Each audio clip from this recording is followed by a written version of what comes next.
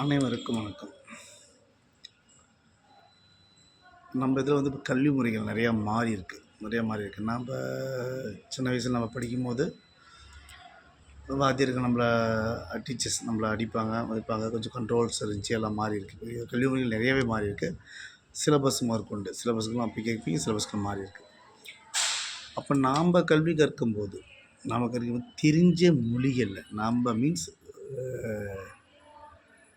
ஒரு 80ஸ்க்கு அப்புறம், அது 80s கிட்ஸ் அவங்க பிறந்தது கிட்டத்தட்ட 90s கிட்ஸ்க்கு முன்னாடி ஓகேங்களா, ஒரு 10-15 வருஷத்துக்கு முன்னாடி நாம் படித்த வரைக்குமே எல்லாருமே பார்த்திங்கன்னா நம்மளுடைய தாய்மொழியில் கல்வி கற்றுக்கிட்டோம்.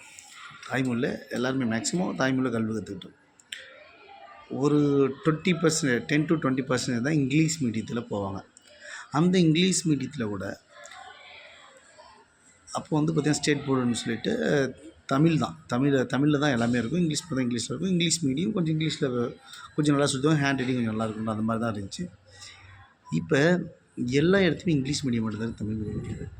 தமிழ் மீடியம் கிடையாது. இப்போ எனக்கு தெரிஞ்ச லாங்குவேஜில் படிக்காமல் மற்ற லாங்குவேஜில் படிக்கணும். நம்ம அரசியல் தலைவர்கள் பல்வேறு அரசியல் தலைவர்கள் பல்வேறு அரசியல் தலைவர்கள் என்ன சொல்கிறாங்க அப்படின்னா, மும்மொழி கொள்கை வேணாம், இருமொழி கொள்கையே போதும் அப்படின்ற மாதிரி சொல்கிறாங்க. வேறு லாங்குவேஜ் தேவையில்லை, கற்றுக்க தேவையில்லைன்ற மாதிரி சொல்கிறாங்க. தப்பு கிடையாது, உண்மையிலே தப்பு கிடையாது. கற்றுக்க தேவையில்லைன்ற மாதிரி சொல்கிறாங்க. அது தப்பு கிடையாதுன்னு நினைக்கிறீங்களா? கிடையாது. அவங்க போயிட்டப்பில் கிடையாது. ஓகே, தப்பு இல்லை, ரைட், ஓகே.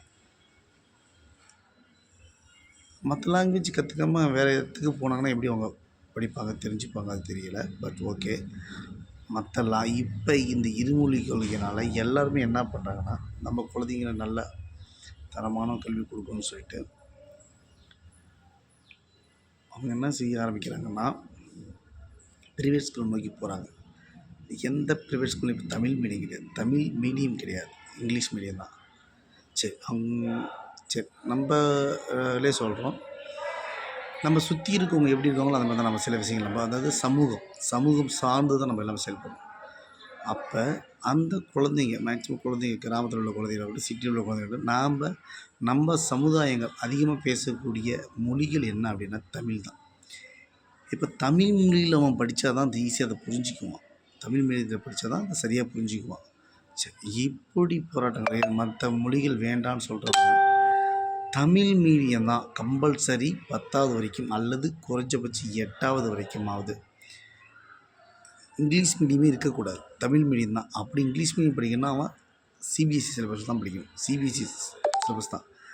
தமிழக கவர்மெண்ட்டு இங்கிலீஷ் மீடியம் கொடுக்கக்கூடாது. அவன் கண்டிப்பாக புரிஞ்சுட்டு போனாங்க. அப்பா என்ன பேசுவான், தமிழ் பேசுவாங்க. அம்மா தமிழ் பேசுவோம். அவன் எவ்வளோவே படிச்சிருந்தா கூட தமிழ் தான் பேசுவாங்க, இங்கிலீஷ் அதிகம் இருக்காது. அப்படி இருக்க பட்சத்தில் அவங்களுக்கு இங்கிலீஷ் மீடியம் போது அவன் என்ன படிச்சுப்பான், என்ன தெரிஞ்சுப்பான், எப்படி அவன் புரிஞ்சிக்க முடியும்? கோன்னு சைகை காட்டும் ஓம பாசை, கம்முன்னு வான்னு காட்டணும், அப்போ தான் அவன் புரிஞ்சுக்குவான். கம் சுகோன்னு தெரியாது. மண்ணுன்னு அள்ளி காட்டலாம், மண். அதான் நம்ம இங்கிலீஷில் சொல்லி அவனுக்கு புரிவிக்க முடியும். புரியுது கஷ்டம். அப்போ இருக்கிற போர்டர் ரொம்ப கஷ்டம். ஸோ அரசியல் தலைவர்கள் 2 மொழி வேணுன்றீங்க, ரைட், நல்ல விஷயங்கள் தான், நான் தப்பு சொல்லவே மாட்டேன். மற்ற லாங்குவேஜ் அவங்க போய் தனியாக கற்றுக்கட்டும், அதுக்கு பே பண்ணட்டும், சரியா? அதுக்கு தனியாக பே பண்ணிட்டு கற்றுக்கிட்டோம், தப்பு கிடையாது. ஆனால் இப்போ கம்பல்சரி தமிழ் மீடியம் தமிழ் மட்டும்தான் படிக்கணும். இங்கிலீஷ் மீடியமாகட்டும், தமிழ் மீடியம் மட்டும். தமிழில் கல்வி போதிங்க. Science, social science, Tamil, maths, physics, chemistry, இந்த மாதிரி எந்த சப்ஜெக்டாக இருந்தாலும் அந்த மாதிரி சொல்லுங்களேன். ஏன் அந்த அரசியல் தலைவர்கள் உங்களுக்கு எங்கே போச்சு?